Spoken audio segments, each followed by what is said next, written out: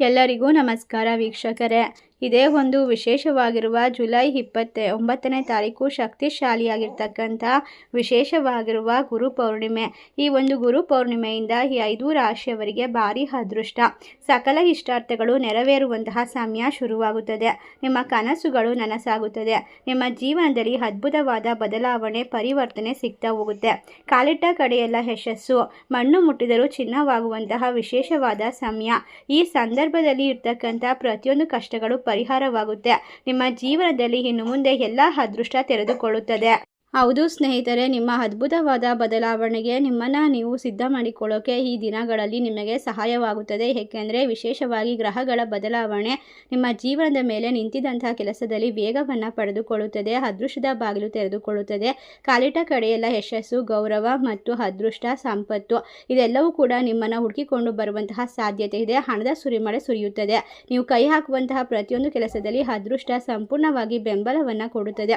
ಹಾಗಾದರೆ ಯಾವ ರಾಶಿಯವರು ಹೆಚ್ಚಿನ ಒಂದು ಲಾಭವನ್ನು ಕಂಡುಕೊಳ್ತಾರೆ, ಯಾವ ಕಷ್ಟಗಳಿಂದ ಪರಿಹಾರ ಸಿಗುತ್ತದೆ, ಎಲ್ಲವನ್ನ ಕೂಡ ನೋಡ್ತಾ ಹೋಗೋಣ. ಅದಕ್ಕೂ ಮುನ್ನ ನೀವು ಕೂಡ ದೇವರು ಹಾಗೂ ಜ್ಯೋತಿಷ್ಯ ಶಾಸ್ತ್ರವನ್ನು ನಂಬೋದಾದರೆ ತಪ್ಪದೆ ನಮ್ಮ ಚಾನಲ್ಗೆ ಸಬ್ಸ್ಕ್ರೈಬ್ ಮಾಡಿ ಮತ್ತು ಲೈಕ್ ಮಾಡಿ.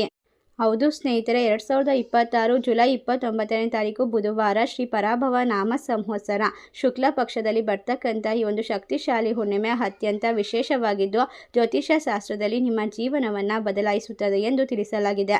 ಮಹಾಶಿವನ ಅನುಗ್ರಹ ಸಂಪೂರ್ಣವಾಗಿ ನಿಮ್ಮ ಕುಟುಂಬವನ್ನು ಒಂದು ವಿಶೇಷವಾಗಿರುವಂತಹ ಶಕ್ತಿವಂತರನ್ನಾಗಿ ಮಾಡುತ್ತದೆ, ಧೈರ್ಯವಂತರನ್ನಾಗಿ ಮಾಡುತ್ತೆ. ಪ್ರತಿಯೊಂದು ಕಷ್ಟಗಳಿಂದ ಪರಿಹಾರವನ್ನು ಕಂಡುಕೊಳ್ಳೋಕೆ ದೈವಿಕವಾದ ಅನುಗ್ರಹ ಸಿಗುತ್ತದೆ.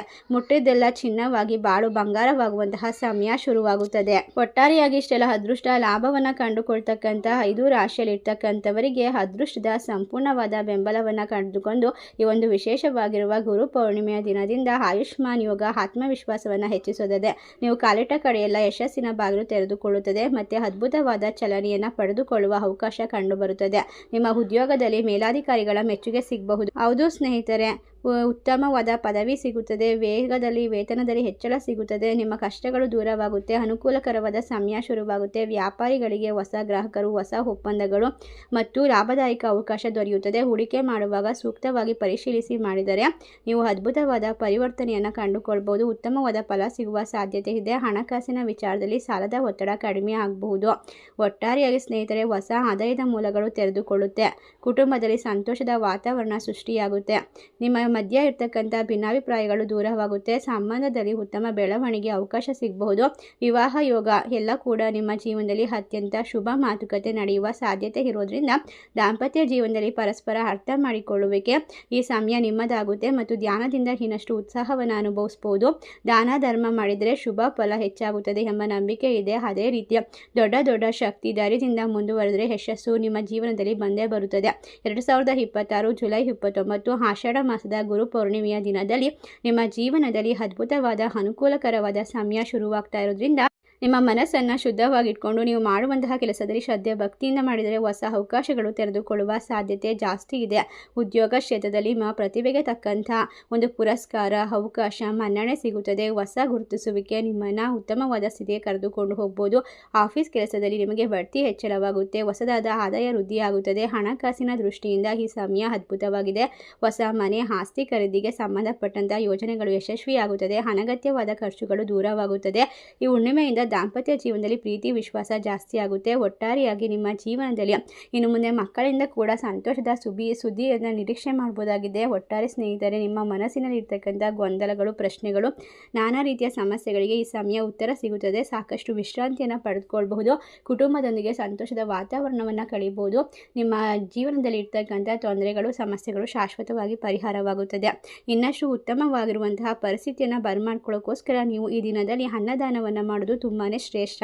ಅಷ್ಟೇ ಅಲ್ಲದೆ ಮಹಾಶಿವನಿಗೆ ಒಂದು ವಿಶೇಷವಾಗಿ ಗಂಗಾಜಲದ ಅಭಿಷೇಕ ಅಥವಾ ಬಿಲ್ವಪತ್ರೆಯಿಂದ ಅರ್ಚನೆ ಮಾಡಿಸೋದ್ರಿಂದ ನಿಮ್ಮ ಮನೆಯಲ್ಲಿರ್ತಕ್ಕಂಥ ಪ್ರತಿಯೊಂದು ದಾರಿದ್ರ್ಯ ದೂರವಾಗಿ ಮಹಾಲಕ್ಷ್ಮೀ ದೇವಿಯ ಅನುಗ್ರಹ ಸಿಗುತ್ತದೆ.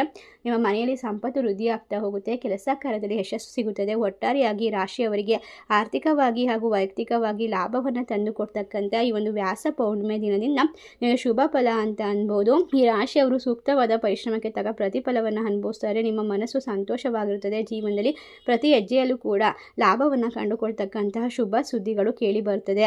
ಒಟ್ಟಾರೆಯಾಗಿ ಯಾರಿಗೆಲ್ಲ ಮದುವೆ ಆಗಿಲ್ಲವೋ ಅಂಥವರಿಗೆ ಆಷಾಢ ಮುಗಿದ ನಂತರ ಉತ್ತಮವಾದ ವರ ಅಥವಾ ವಧು ಸಿಗುವ ಸಾಧ್ಯತೆ ಇದೆ. ಆರ್ಥಿಕವಾದ ಸ್ಥಿರತೆಯನ್ನು ಕಂಡುಕೊಳ್ತೀರಾ, ಗೌರವವನ್ನು ಹೆಚ್ಚಿಸಿಕೊಳ್ತೀರಾ. ಅಪಾರವಾದ ತಾಳ್ಮೆ, ಭಕ್ತಿ, ಶ್ರದ್ಧೆ, ಗುರುಗಳಿಗೆ ನೀವು ತೋರಿಸುವಂತಹ ವಿನಯ, ಹಿರಿಯರ ಆಶೀರ್ವಾದವನ್ನು ಪಡೆದುಕೊಳ್ಳುವ ಮೂಲಕ ಇನ್ನಷ್ಟು ಶುಭ ಫಲಿತಾಂಶಕ್ಕೆ ಕಾರಣವಾಗಬಹುದು. ಅದ್ಭುತವಾದ ಹೊಸ ಅಧ್ಯಾಯ ಪ್ರಾರಂಭವಾಗುವಂತಹ ಸಮಯದಲ್ಲಿ ನಿಮ್ಮ ಮನಸ್ಸಿನಲ್ಲಿ ಇರ್ತಕ್ಕಂತಹ ಗೊಂದಲ, ತೊಂದರೆಗಳು ಮತ್ತು ಪ್ರತಿಯೊಂದು ಯೋಚನೆಗಳಿಗೆ ಉತ್ತಮವಾದ ಪರಿಹಾರ ಸಿಗುತ್ತದೆ. ಇಷ್ಟೆಲ್ಲ ಅದೃಷ್ಟವನ್ನು ಕಂಡುಕೊಂಡು ಈ ಸಂದರ್ಭದಿಂದ ನಿಮ್ಮ ಜೀವನದಲ್ಲಿ ಪ್ರತಿ ಕ್ಷೇತ್ರದಲ್ಲೂ ಕೂಡ ಲಾಭವನ್ನು ಗಳಿಸಿಕೊಳ್ತಕ್ಕಂಥ ವಿಶೇಷವಾದ ರಾಶಿಗಳು ಯಾವ್ಯಾವು ಅಂತ ನೋಡೋದಾದರೆ ಮಕರ ರಾಶಿ, ಮೀನ ರಾಶಿ, ಕುಂಭ ರಾಶಿ, ಕಟಕ ರಾಶಿ, ತುಲಾ ರಾಶಿ. ಈ ರಾಶಿಯಲ್ಲಿ ಇರ್ತಕ್ಕಂಥವ್ರು ಮಾಡಬೇಕಾದ ಸಣ್ಣ ಪರಿಹಾರ ಅಂದರೆ ಓಂ ನಮಃ ಶಿವಾಯ ಮಂತ್ರವನ್ನು 108 ಬಾರಿ ಜಪಿಸಬೇಕು. ದೇವರ ಕೃಪೆಗೆ ಪಾತ್ರರಾಗಬೇಕು. ಸಂಧ್ಯಾ ಸಮಯದಲ್ಲಿ ಧ್ಯಾನವನ್ನು ಮಾಡೋದು ತುಂಬಾ ಶುಭ ಫಲವನ್ನು ತಂದುಕೊಡುತ್ತೆ. ಒಟ್ಟಾರೆ ಸ್ನೇಹಿತರೆ, ಇಷ್ಟೆಲ್ಲ ಲಾಭವನ್ನು, ಅದೃಷ್ಟವನ್ನು ಕಂಡುಕೊಂಡು ನಿಮ್ಮ ಜೀವನ ಅದ್ಭುತವಾಗಿರಲಿ. ಸರ್ವೇ ಜನ ಸುಖಿನೋ ಭವಂತು. ಧನ್ಯವಾದಗಳು.